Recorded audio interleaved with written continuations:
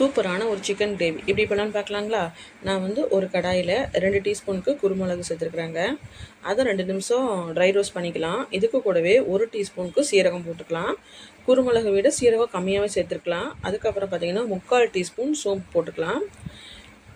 4 பட்டை சின்ன சின்ன துண்டா, ஒரு 3 ஏலக்காய், 2 கிராம்பு இதை போட்டுட்டு இதை நல்லா வதக்கிக்கலாம். ட்ரை ரோஸ்ட் பண்ணி இதை எடுத்துக்கலாங்க.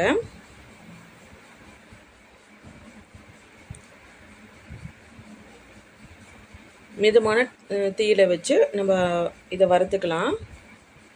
இதுக்கு கூடவே ஒரு 7-8 முந்திரி பருப்பு ஆப்ஷனல் தான், இருக்கிறவங்க போட்டுக்கலாம், இல்லைன்னா விட்டுடலாம்.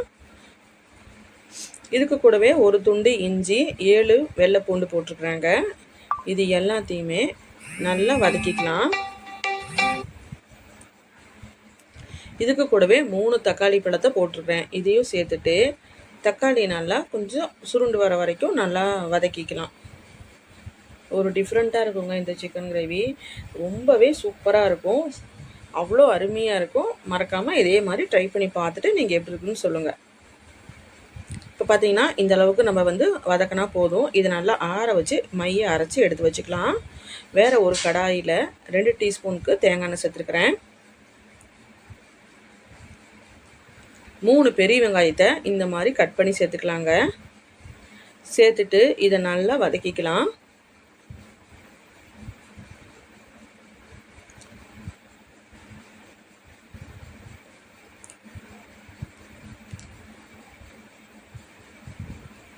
நல்லா கொஞ்சம் கலர் மாற வரைக்கும் வதக்கிட்டு இதுக்கு கூடவே 1 டீஸ்பூனுக்கு மட்டும் இஞ்சி பூண்டு பேஸ்ட்டு போட்டுக்கலாம். நம்ம ஸ்டார்டிங்லே வறுக்கும் போது போட்டிருக்குறோம், அதனால் கொஞ்சமாகவே போட்டுக்கலாம். நான் 1 கிலோ சிக்கன் எடுத்துக்கிறேன்.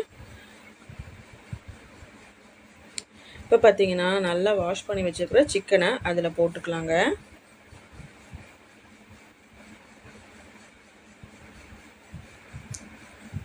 போட்டுட்டு கொஞ்சம் ஹை ஃப்ளேமில் வச்சுட்டு இதை நல்லா வதக்கிக்கலாம்.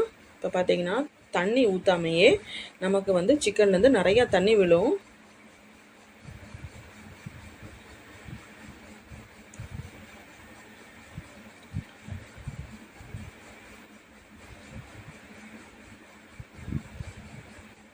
இதுக்கு கூடவே நான் வந்து மல்லித்தூள் 2 டீஸ்பூன் போட்டிருக்கிறேன். கொஞ்சமாக உப்பு போட்டுக்கலாம்.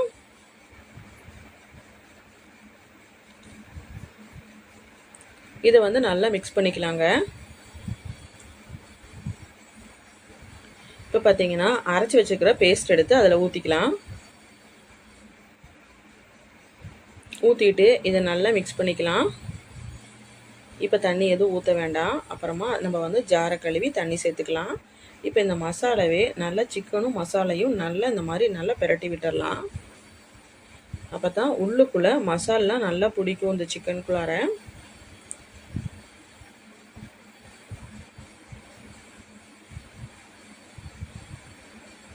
இப்போ பார்த்தீங்கன்னா சிக்கன் மசாலா நான் 2 டீஸ்பூன் மட்டும் போட்டிருக்குறாங்க. இதில் நான் வந்து மிளகாத்தூள்லாம் எதுவுமே சேர்க்கலை, வெறும் குருமிளகு உடைய காரம் மட்டும்தான். அதையும் போட்டுட்டு இப்போ நல்லா மிக்ஸ் பண்ணி கொடுத்துக்கலாம்.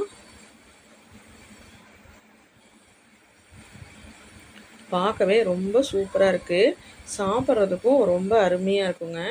இப்போ பார்த்தீங்கன்னா இதை க்ளோஸ் பண்ணிவிட்டு நம்ம நல்லா இதை வேக வச்சு எடுத்துக்கலாம். அடிக்கடி கிளறி கொடுத்துட்டே இருங்க, இல்லைன்னா அடி பிடிக்கிறதுக்கு வாய்ப்பு இருக்குது.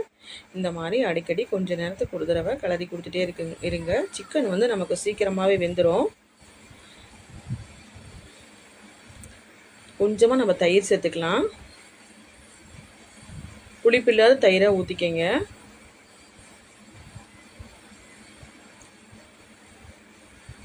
நல்லா கொதி வரட்டும்.